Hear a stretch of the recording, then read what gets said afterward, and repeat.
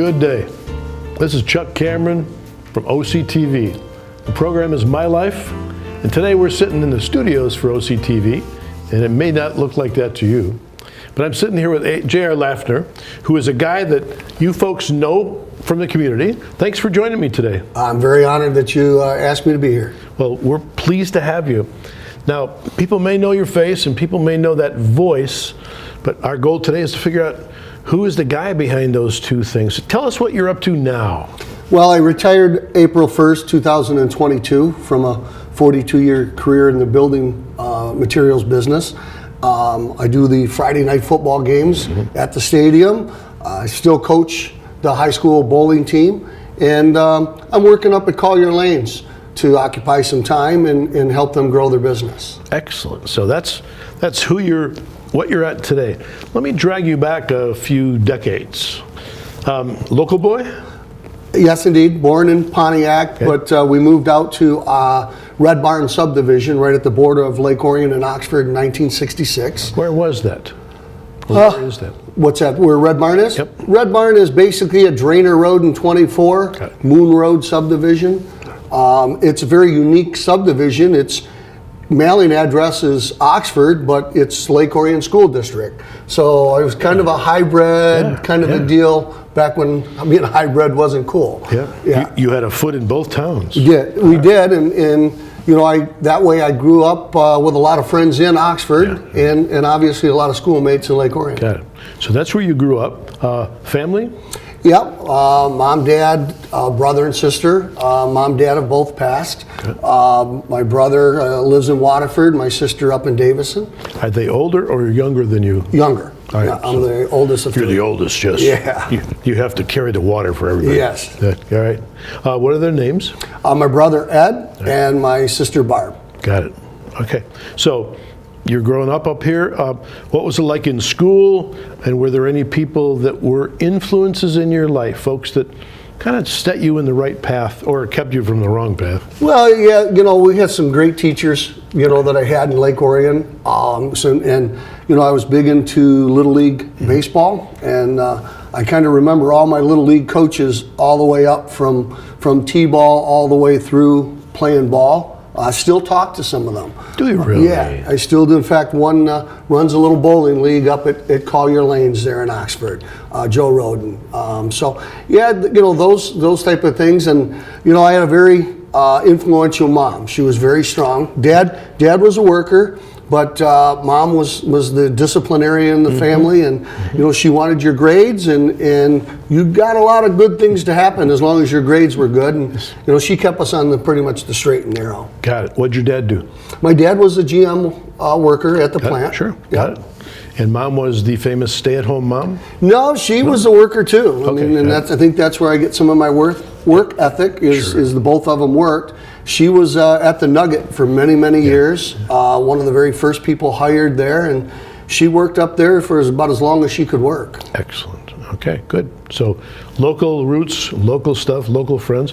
What'd you do? You said you did baseball, Little League. Yeah, I mean, back then there wasn't soccer leagues and flag football leagues. It was Little League baseball during the summer, and you know, it was a little longer season than they do now. So I spent a lot of my time playing ball, and back then there was no internet, there was none of the social stuff in the video games. So all of us in the neighborhood, that's all we did all day, is we played either, you know, touch football or tackle when, you know, got a little out of hand, and we played baseball. I mean, so we would do that from dusk up to dusk down, ride bikes, build forts, all the things that normal kids do. And sounds pretty familiar. Yeah. If I think back. Exactly. And Red Barn is a cool subdivision, right? There were 6 or 8 families that all had kids my age, and there was more boys than girls, and we just kind of gelled. I mean, the summers went by incredibly quick. It was a lot of fun. A lot of fishing.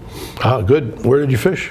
There's a little lake right in the back of the trailer park there. Excellent. I believe it's called Parkhurst Lake. Right. So we just fished there, and then we might have, and I'm not saying for sure, we might have snuck back into Dominican Sisters and fished on that lake in the back of Dominican Sisters I'm too. pretty sure the tapes have been erased. I'm sure of it. Yes, just possible. All right, so good. So you playing, having a good time, growing up with a bunch of boys, hanging out. How about school? Tell me about school. I was not the big fan. Okay. I graduated primarily with a C average, and when it was time to go to the secondary school, I did enroll into an Oxford school called Pontiac Business Institute. There you go. Just happened to be on the campus of the Dominican Sisters. I went there for 3 or 4 months. My grades were too good. I got better grades in college than I did high school, and I just didn't think that made sense. And I had an opportunity to work where I was working, which happened to be the Kmart in Lake Orion. They wanted me in their management program, so they said, don't pay for school. We'll teach you what you need to know. And they recruited me away from school. Got it. Was that a good job? Oh yeah, I loved working at Kmart. It was a really nice family there. In fact, I met Jim Hughes there. Did you? From OCTV. Well, we won't hold that against you. Yeah, I think you still seem like a nice guy. Yeah. Jim's great. But Jim and I worked together there. Met a lot of Oxford people there, it was a good job. Good, got it. What was life like at home? Very simple, very normal. There was no real surprises. Brother and sister, did the same thing. They graduated high school. Neither went to college as well, but everything was pretty smooth at home. My dad was a worker. My mom worked, and we were kind of left to fend for ourselves. Did you get along with the brother and sister much when you were young? Yeah, yeah, got it. It wasn't until we all got smart that we, you start to have those fun times. Got it. All right, I understand. Best early memories. Some things that you remember that was very cool. The camaraderie that we had as a group in Red Barn. We have our own Facebook page that we all communicate on now, and we still stay in touch with people. We've got guys out as far out as Oregon. But those memories of building forts and having sour apple fights and things like that, playing ball, that was real special times. Sounds like you had a lot of fun. We were bored. It's amazing, to see kids not get outside today and to do what we were doing. I mean, nobody was bored, that's for sure. It's a bit different world now, isn't it? It is. Yep. Totally different. Not sure I'd want to go back. How about you? You know what? I wouldn't change it. I really wouldn't. It was a good time. Excellent. Well, me too. All right. Grandparents, anybody of those? I had a step grandfather that lived right in Moon Road, so I spent a lot of time fishing with him. The others were pretty much deceased at that point, but spent a lot of time on Moon Road fishing with my grandfather. Eventually lived with him for several months, helping him out. How did that happen? Just he needed help, and I was 18 at the time, and Mom and an 18-year-old might have butted heads a little bit, and it just worked out so that I could go up there and have a little more freedom, and it'd help him a little, and it just worked out. Sounds like one of those win-wins to me. It really was. It helped me realize how smart my parents really were. Oh, isn't that a light turner on her? Yeah, okay. Yeah. I didn't know what I didn't know at that time. Yeah, good. And but it was great to spend that kind of time with my grandfather too. Excellent. That's a blessing. Okay. It is. When we get back, we're going to take a look at your early adult years, what you did, and all the good stuff that involves in that. But so far, it sounds like you had a pretty good childhood, my friend. I wouldn't change it for the world. Excellent. Well, we'll talk soon. Great. All right. This is good.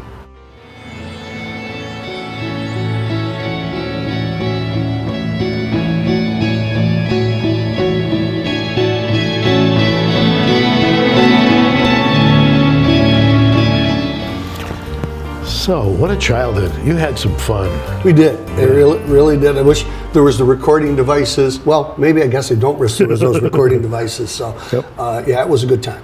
Good. Well, we've got recording devices right here that remember some things that may not have happened, but they sure seem to be good stories. Yeah, they make great stories. How about a young adult? You graduated from school. You said you got a job with Kmart. Yep. Where did that lead, and who was influential in your life at that point? You're a young man now. Well, my first job was up at the Nugget with my mom, and the owner of the Nugget, the Russo family, they were awesome, and they were pretty strict. They taught you a pretty good work ethic, and when I carried that over to Kmart, I was there for a little while, and then at that time, that would have been the early '80s, if not 1980. everybody wanted to get into the shop, and my dad got me into the shop. Yep. So I was there for a little while, and then it collapsed, and I was on the unemployment line for a while. 1980 was a tough time. Yeah, and so you had to go out when you're looking for unemployment. You had to go get signatures, and I happened to stumble into a little place in out by Paint Creek Cider Mill, and they said, "Well, we'll hire you." And I didn't like unemployment. I didn't like free gifts, free money like that. So I took the job, and little did I know I'd be there for 36 years. So that whole group, the ownership group was known as Eastside Wholesale then, okay, turned into Siding World, and the owners, Bob Paquette and Mike Courtney, just treated us like adults, but they treated us like family, and they taught me well, and they taught me how to run a business and what the meaning of hard work was, and they rewarded me with fair pay and taught me what a 401 was, which is why I was able to retire. Yes, sir. But it was a good family for 36 years. It really was. Now, what was it like working in the shop, and then you said you also worked out in the field? Is that correct? Well, when I worked in the shop, that was at General Motors. Okay. That was monotonous. I was dropping screws in a box for 8 hours a day, and my very active mind kind of wandered at times. But when I went to work for Eastside Wholesale / Siding World, I got to see a lot of people, meet a lot of people. We were a wholesale distribution company. And I learned a lot about the exterior building products business, and then eventually I got to go be in the field as a salesperson, and go help people fulfill their needs. And it's really awesome to go out and see a house that's kind of in shambles or being built, and know that you had an opportunity to dress it up and make it look good, and people love it. So it was a great, rewarding feeling. People do love that, don't they? Oh, I know why builders get such a sense of satisfaction in building. It's a passion. Yep. The good ones are anyway. Yep, indeed. Special persons in your life at that time? Really, it was all about work for me. My parents and I, we they were living their life, I was living mine, and there really was. I just worked a lot of hours. It was a 64-hour work week, so it was really around work and all the people at work. When we started playing softball and things along that lines, it was all work guys. Sure. And then in the early 80s, I got transferred from down in Detroit where I was working back out to Waterford, and then eventually ran into my wife again. We've known each other since we were 7 years old. Really? Yeah. Her sister and my mom were best friends.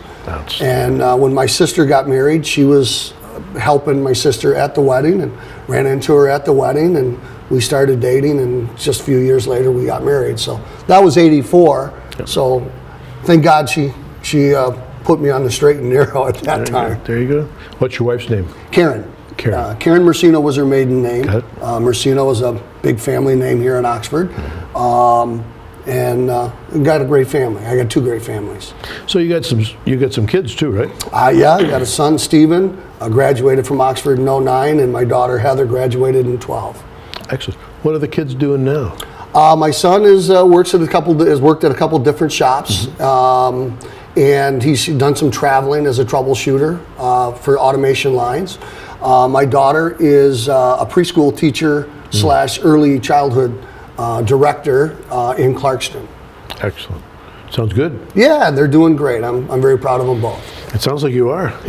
You should be. I got two great grandkids. One's birthday is today. Happy birthday, Lindsay. How old are the grandkids? 4 years old, she is. Good. And the other one is about 5 months old now. Oh, so a little early to go bowling with them, but... well, Lindsay's ready, but Sarah's a little bit, not yet. Yeah, understood. All right. You said you were on the road. Have you and your bride done any traveling? Yeah, when we were with Siding World, one of the things that we were blessed to be able to do is we'd take customers on trips. Okay. So for about a 9-10 year period, we traveled to Jamaica, Puerto Vallarta, some cruises, Cancun. So we got to see a lot of the Caribbean and the warm And we did it during the winter, which was always nice to get away. Always nice. So those are cool places to go. Do you think that getting away from town helps Americans to maybe appreciate our world better? No question. When you go down to a third world country like Belize and some of those places and see how they live and go through the rainforest where people live in basically grass huts and know that a hurricane's going to come and blow it down, they're just going to build it right back up. You take a little bit different appreciation over being able to turn the faucet on and get a glass of water. It makes a huge difference. And water you can actually drink. Water you can actually drink, yeah. Yep. Yeah. Okay. Military? No military. There was at that time there was we were pretty much at peace. Yeah, which is a good time. It was a good time. Yeah. My dad served over in Germany, and a number of uncles and cousins did, but I never took to the calling. Good. What year did you graduate from high school? I graduated Lake Orion in 1978. 78. So you're a youngster. In some people's eyes, Yes. yeah. Yes. More and more, that's what I think about everybody. Yeah, Yep. yeah. Okay. So you've had a lot going on. Yeah, I'm very fortunate. I keep busy. I was recruited my son and some of his friends recruited me into bowling and coaching bowling, and I've been doing that for the last 17 years. And I helped out with the Little League in town for probably 8 years. I was the president of the Orba baseball, and then was involved in the Booster Club with Helen Smith and that group, and was very fortunate to work with them for 7 or 8 years. And I've coached in the Parks and Rec program virtually every sport they have. And Ron Davis was an awesome guy to recruit people. He's suck you right in. And I met, some of our best friends in town now are all through those relationships.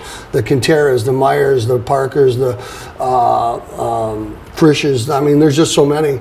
Can't name them all, but those are all people we met through Parks and Rec and coaching youth sports in town. Strong connections, huh? Yeah, and like I said, even though those kids are all grown and doing their own thing, we still spend time golfing and dinners and drinks and things along that line with all those people. You said your boys got you into bowling. How'd that happen? We happened to be at the bowling center on a Wednesday afternoon, and Lake Orion was bowling against somebody at the other end of the bowling alley, and we asked what that was, and they said it was a high school match. Ooh. Well, at that time, Tyler Heichel and my son Steven and Brandon Burgess said, well, if Lake Orion's got a team, how come Oxford doesn't have a team? Well, you don't say stuff like that in front of me. And so pushed it a little bit. Yeah, and at that time I was with the Boosters, so I knew Pat Ball, who was the athletic director at Oxford, and I went and talked to Pat, and Pat said, feel free to start a bowling club, which meant we could participate like Lake Orion was. Good. We started putting it together, and voila, 17 years later, here we are. Still at it 17 years later. Yeah. How fun. It's a blast. I mean, the cool thing about coaching high school sports is every 4 years, you got a whole different crop of kids, and it changes every year. So there's a new personality and there's new people every year. So it doesn't ever get stale. Sometimes it gets challenging, but it never gets stale. Have you ever had anybody who got into bowling with your world and then stayed with it and really enjoys it as an adult? Well, absolutely, yeah. One of my biggest joys is we've put over 20 kids in college in bowling scholarships and what have you. And if you come up on a Wednesday night, which is the largest men's league up at Collier's, there's probably 15 to 20 kids that are connected to our bowling program that are still bowling today, that still come up and, say hi and got to make you feel proud. It challenges you too, because once they start beating you, then it's a whole different dynamic. It really is. Yeah, it does make me very proud, and I'm honored to have coached all those kids. All right. Well, we're going to take a break. When we come back, we'll talk about things that are a little more current. But for now, it's amazing. Thank you. Yep. Hello, this is Lomas Brown, ex-Detroit Lion, and you're watching OCTV. That's Oxford Community TV. Check it out. So, you're having fun. You're doing all this good stuff. You're doing all this sports stuff and coaching. Understand that maybe coaching hasn't always been a high spot in your life. Maybe there have been some folks who were coaching that weren't so much fun for you to deal with.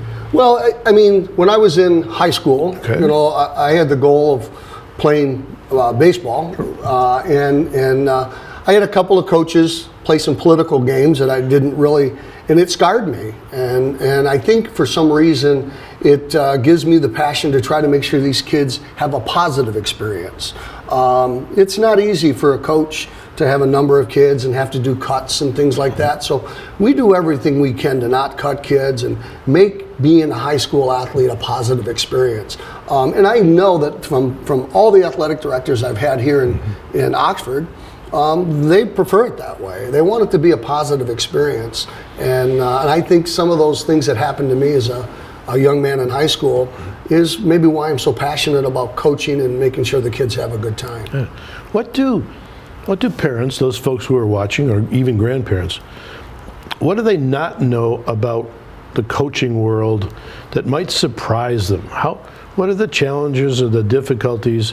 We sense we might know some of the rewards, but what are the battles you fight that don't get a lot of press in the paper? Well, in today's world, everybody's looking to protect their kids, and I totally understand that. The hours of background checks, video training, CPR training. I mean, there's for the fun stuff that's out front, but the behind the scenes stuff, there's hours of time you have to dedicate to it. It's not just on the field. In 2018, we won a state championship, and it was one of the greatest days of my life. And then the following year, we had a young lady, Megan Armbruster, win an individual state championship. So to see the joy in her family and in her, it was awesome. And to see the joy in the 6 or 7 girls we had on our state championship team, all the work is worth that. When a kid comes in high school and isn't maybe particularly athletic and might not make the football team or might not make the baseball team because they don't have any background, but they thought, I'd like to do something. Bowling sounds like fun, but they don't have much in the way of knowledge or skills or experience. How do you handle those kids? Well, we look for those kids in 6th, 7th, and 8th grade. We like to get them in the middle school, and then we teach them the fundamentals and the basics, so that by the time we get them in high school, we can work on the mental game and more physical stuff. And we say bowling is a life sport. You can do it all your life. I'm bowling with guys now that are plus 80 years old. Excellent. Right? So they've been bowling longer than I've been alive. And that's awesome. It's just like golf, right? And we can teach you the technique. I can't teach you speed. And for baseball and football, and most of the time you can't build size. So bowling's a really cool sport because you don't have to be the most gifted athletically. I've had part of it. Yeah. It's got a big tent. Yeah. I've had some real small guys that are great bowlers, and I've had some really big guys that are great bowlers. So and gals, right? So bowling is a small group, and it makes for good teammates and good camaraderie. And try to have a lot of fun with it. Sounds like you do. Well, if you're not having, we say it all the time. If you're not having fun, it means I'm not having fun, and if I'm not going to have fun, I don't want to be here. So let's have fun. Bravo. Looking at Oxford as the town, you know a lot about it.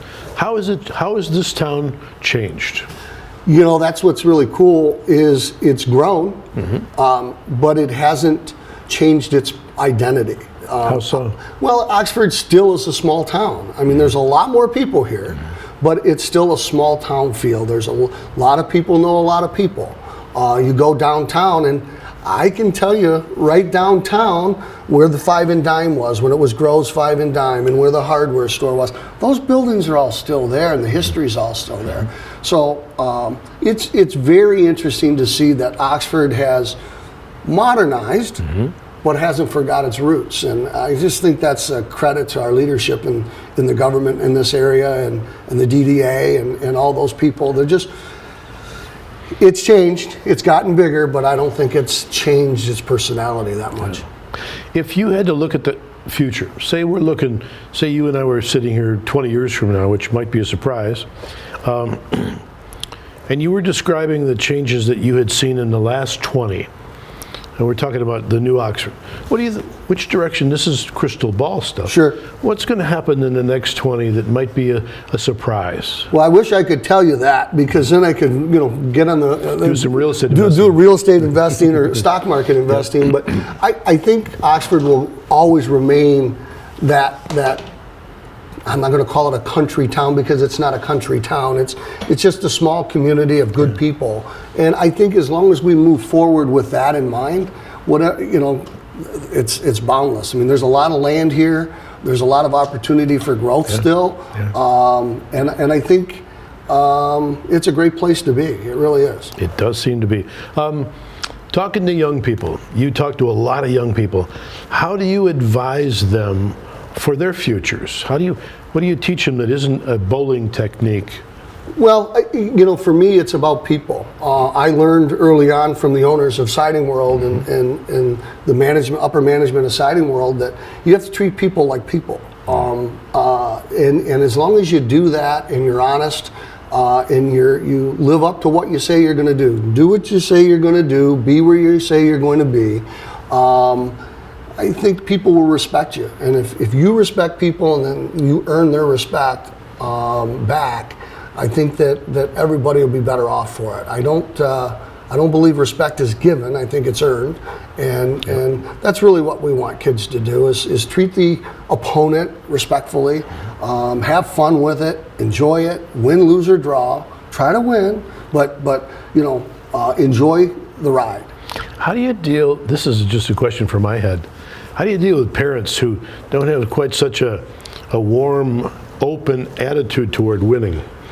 Well, a lot of coaches will tell you that the roughest part of the job is the parents. Yeah. I am super fortunate. We talk to the parents regularly. We don't push them at arm's length. We kind of bring them into the circle and try to recruit them to be on our team of positivity and fun. And yeah, we want to win. Our goal is to win, but we want to do it the right way. And we try to recruit them in. We still have had issues over the years, but if the issues are minute compared to the wins, then we're all better for it. So we just do our best to try to work together as a team, including the parents. And I'll always listen to a parent, and as long as they're willing to communicate with me, I'll communicate back with them, and we'll try to make it a good experience for their son or daughter. Sounds like a good way to live life, not just to do sports. Well, like I said, respect goes a long way. It does. Whether you give it or you get it. And I think that's the most important thing of anything that I try to teach kids. Respect your opponent, respect your parents, respect authority, do the right things, and the right things will happen for you. Excellent. Well, we have to respect the clock, so we're winding down this. We want to thank you for telling us a good story. The guy who's behind the voice on Friday nights. Well, I'll tell you, it was an accident I got to do that. Jim Hughes got sick one day, and Bill Service called and said, "Hey, Jimmy said you might be able to help us out."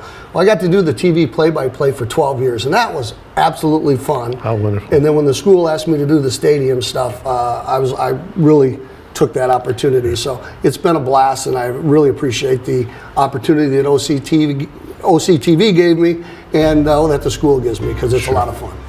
Well, we're winding down here. We thank you all for watching. We hope you enjoy these programs, and I want to thank you again for taking time. It's fun to watch somebody who is so full of joy for what he's doing for our community. Well, it's a great community, and I'm honored to do it. It does seem to be.